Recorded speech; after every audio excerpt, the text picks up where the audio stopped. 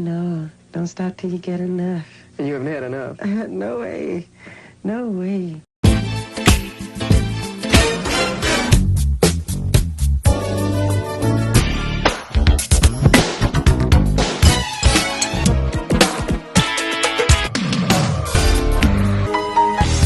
What's good, YouTube? It's your boy Nick, and I'm back with another video, as you can see. And before we get started, if this is your first time on my channel, please make sure you hit that subscribe button. Don't forget to like this video, and please don't forget to click that bell so you'll be notified when I do make new videos. You know what I'm saying?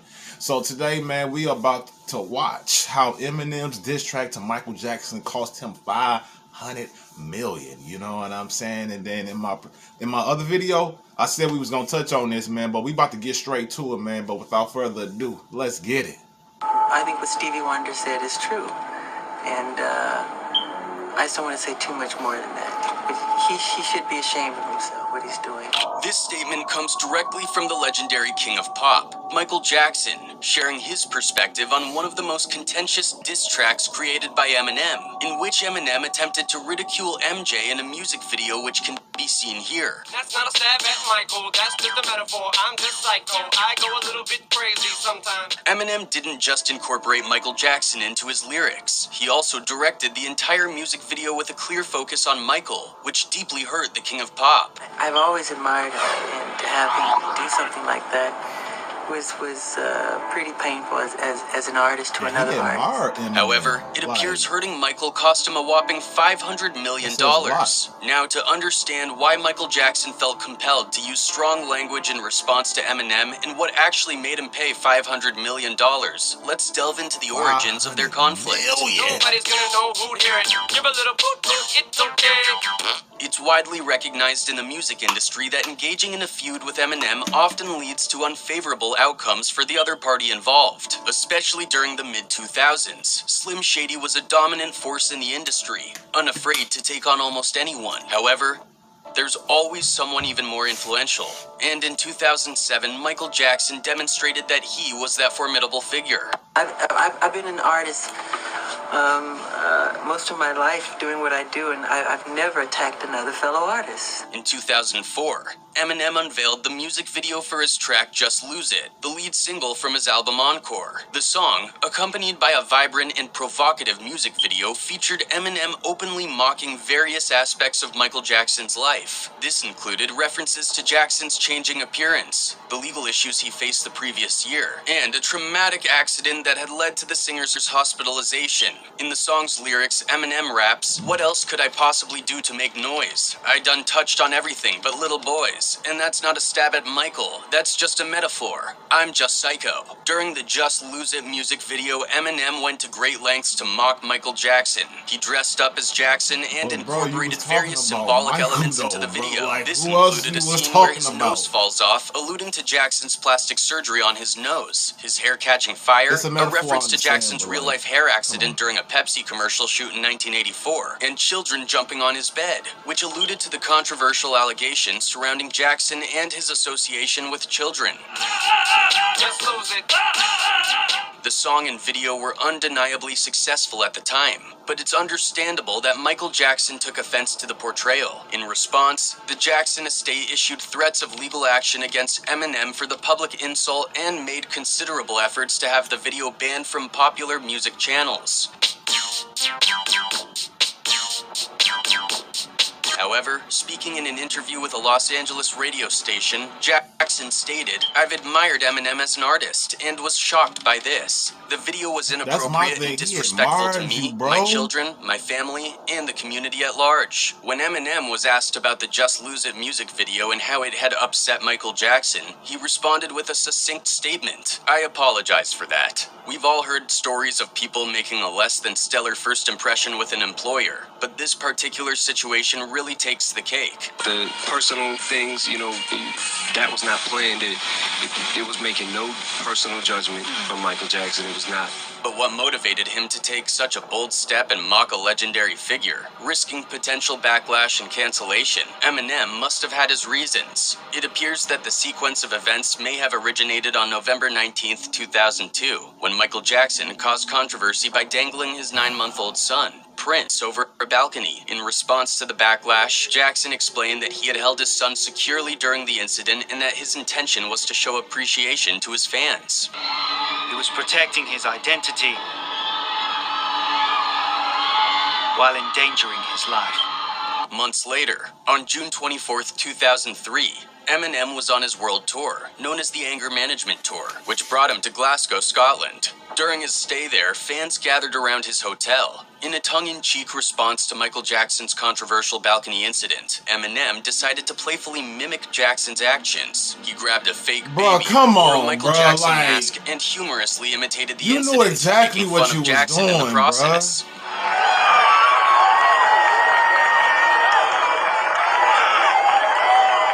Michael Jackson's lack of response to Eminem's earlier antics seemingly prompted Eminem to escalate things further. On November 19th, 2003, Eminem saw an opportunity to do just that. Michael Jackson once again found himself in a controversial situation, with an official arrest warrant issued for his alleged inappropriate behavior with children. It was the most humiliating ordeal of my life. But if this is what I have to endure to prove my innocence, so be it. As Michael Jackson faced the grave allegations and turned himself in just weeks later, his legal situation reached a critical point. He was grappling with serious allegations, experiencing a low point in his life. Meanwhile, Eminem was actively working on his fifth studio album, Encore, during those months. On September 28, 2004, Eminem released the album's first single, Just Lose It. This timing suggests that Eminem's music release was intertwined with the ongoing controversy surrounding Michael Jackson's legal battles. Yeah, that wasn't intentional, but I'm just happy that Michael Jackson has heard of me.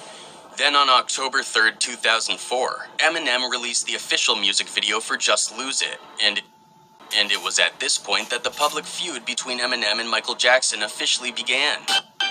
Ow, ow, ow. Ow, ow, ow. The concept for the Just Lose It music video involved Eminem portraying parodies of various celebrities, including MC Hammer, Pee Wee Herman, Madonna, Eminem himself in his role from the movie 8 Mile, and notably Michael Jackson. The video humorously caricatured these celebrities, with Eminem's impersonation of Jackson being a central element that contributed to the controversy surrounding the video. Basically, our day here today is going to be mostly staged, where we're going to have M and his multi-characters. So starting out with him as Pee Wee Herman, and then we jump into him as MC Hammer. While Eminem portrayed parodies of several celebrities in the Just Lose It music video, Michael Jackson received the harshest treatment.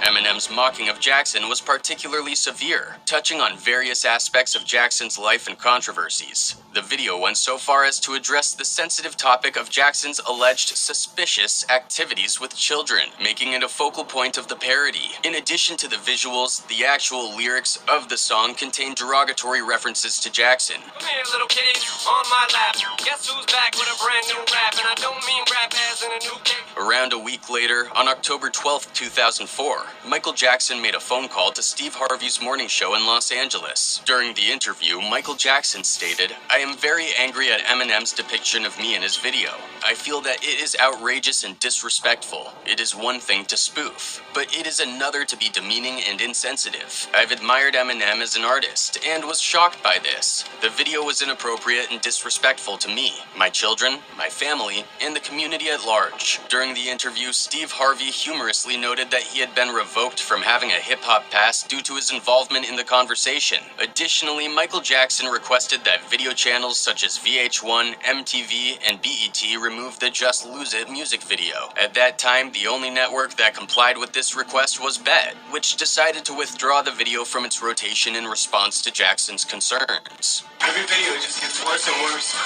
Then finally we'll end up with him as Michael Jackson.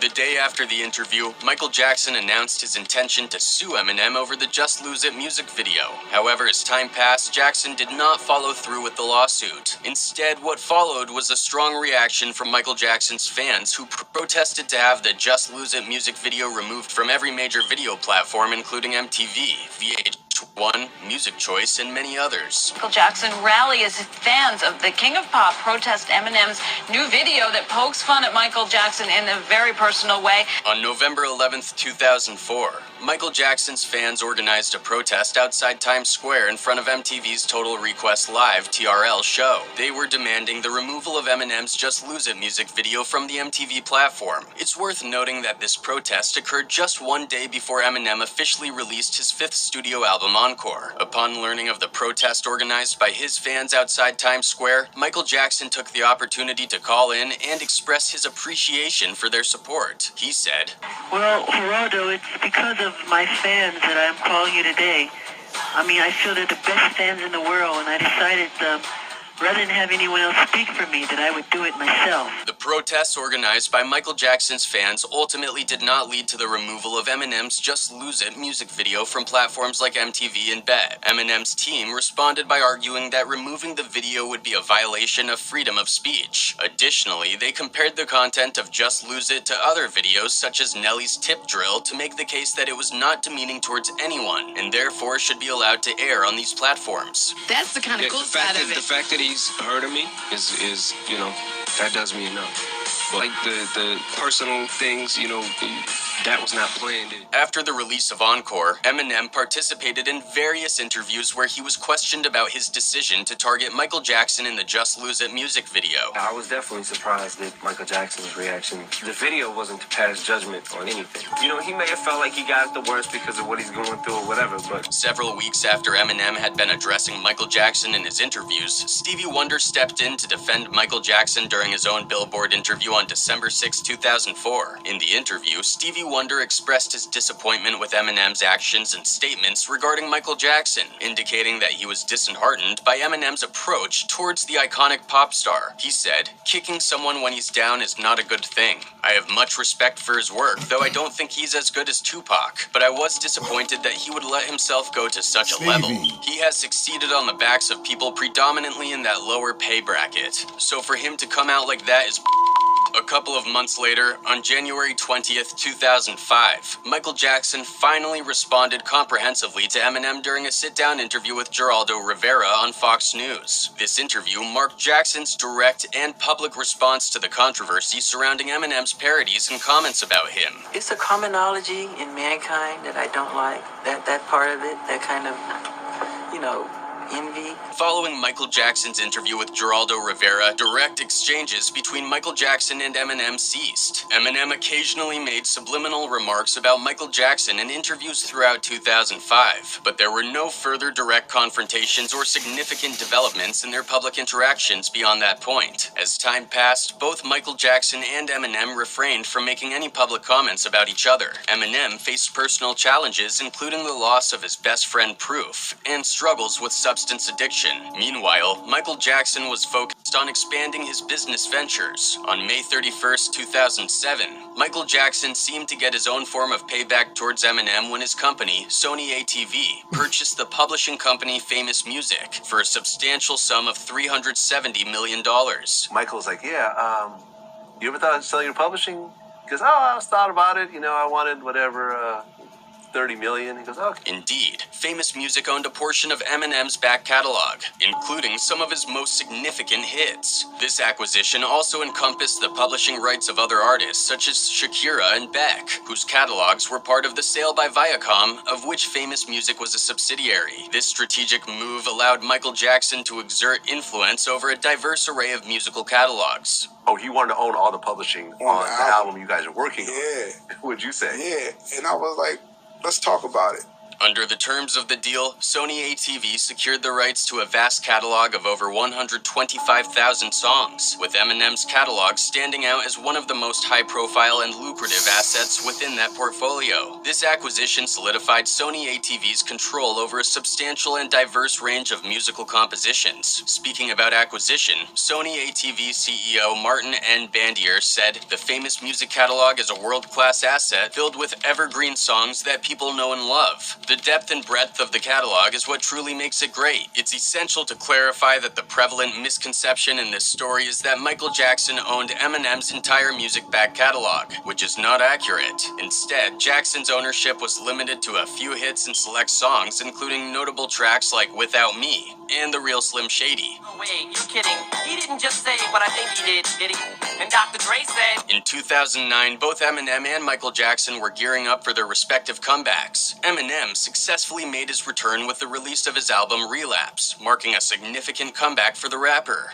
Relapse was the first album and first recordings that I had did, you know, where the lights came on. Michael Jackson's comeback was centered around planning concert shows at the O2 Arena in London, which he intended to call This Is It. However, on June 25th, 2009, tragedy struck as Michael Jackson passed away at the age of 50. Michael Jackson suffered cardiac arrest this afternoon. He was rushed to UCLA Medical Center. In December 2009, Eminem was featured on the cover of Complex magazine and participated in an interview. During this interview, he briefly discussed Michael Jackson and his untimely passing, reflecting on the impact of the King of Pop's death. The interviewer asked about MJ's death, and he said, "When you read things about Michael Jackson, it's hard to decipher what the is true. But there's the story of how he woke up at whatever time and he needed something to go back to sleep because he had this or that and it didn't work. That's exactly what used to happen to me. I would take a couple of pills and I would be up an hour later and I'd want more. Then I'd take more and that would be enough to maybe get me back to sleep for 2 more hours. Then I'd be wide awake again. So I definitely can relate, and it's a shame if he didn't have anybody there to just say, 'Michael, you're an addict. You need help.'"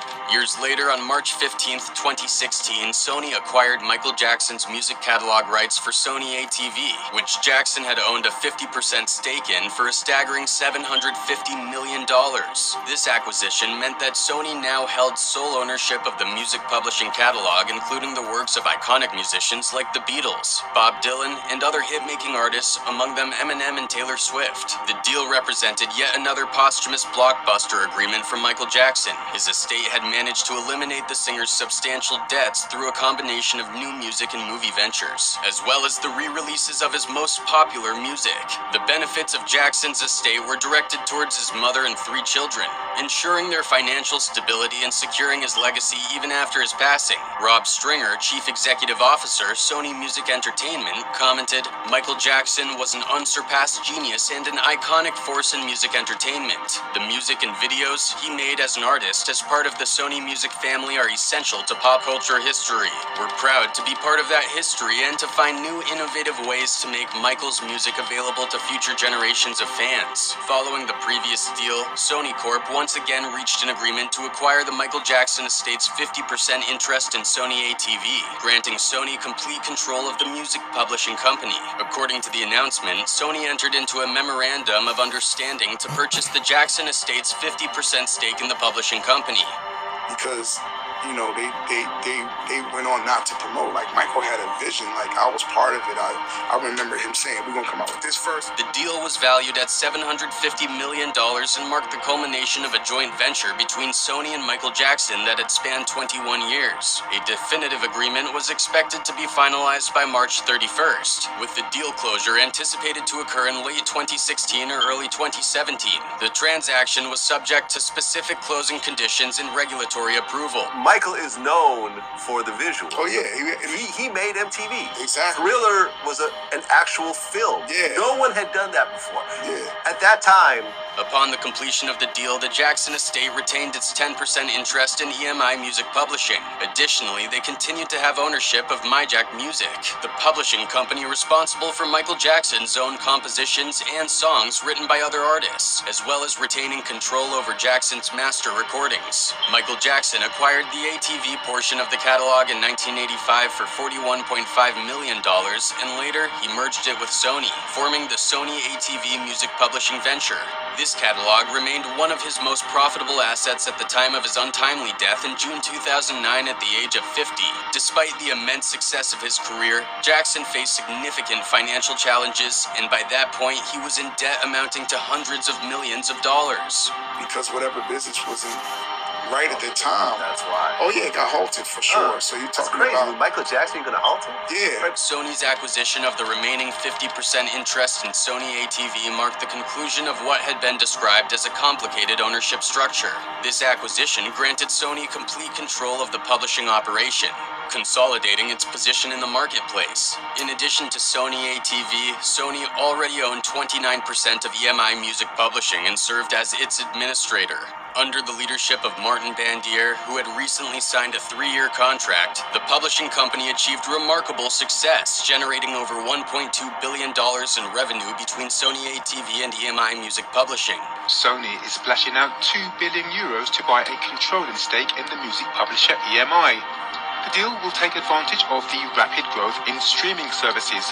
Netizens kept their eyes on this long-running beef. One of the internet users wrote, "People overlooked the fact that Michael Jackson was a great businessman. He owned half of Sony and possessed various catalogs including the Beatles. He was a literal genius." Another wrote, "Eminem is only envious with MJ. They can't compare what MJ had achieved. His fame is all over the world. Nice, sweet, kind-hearted person and very humble, who always has respect for other people." Indeed, Michael Jackson's initial investment of $41.5 million in the ATV catalog turned out to be a highly lucrative venture, ultimately returning a substantial profit of $750 million through the acquisition of various artist catalogs. Jackson's enduring legacy and his shrewd business moves solidified his position as a music industry giant even after his passing, and Eminem did not know this was coming his way. One thing you don't do is diss the king of pop, Michael Jackson, man. Before you guys leave, don't forget to like, comment, don't forget to subscribe to the channel, and don't forget to click that bell so you'll be notified when I do make new videos. If you're new to the channel and to my regulars, I'll see y'all in the next video, man. You know what I'm saying? Peace.